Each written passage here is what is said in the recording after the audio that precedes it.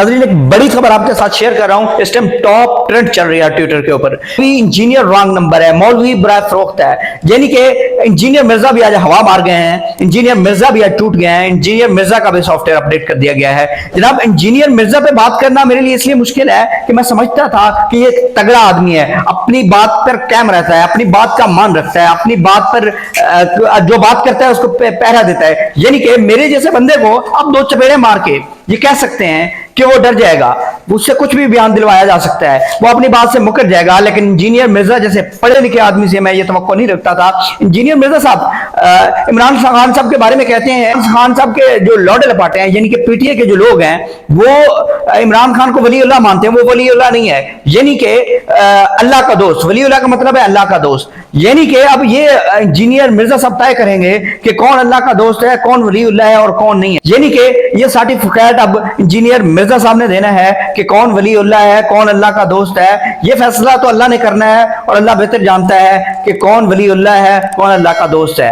ये इंजीनियर मिर्जा ने किसी को सर्टिफिकेट नहीं देना, ना ही किसी ने इंजीनियर मिर्जा से ये पूछना है। दूसरा, वो कह जाते हैं कि मेरा इमरान खान से मवाजना नहीं है। जनाब, आपका मवाजना कौन कर रहा है? इमरान खान साहब ने नवाज शरीफ और आसिफ जरदारी, जिनको आप बड़े सियासतदान समझते हैं, उसने उनको काउंसलर बनने के काबिल नहीं छोड़ा। आपका मुआवजा कैसे कर सकते हैं कोई इमरान खान साहब से?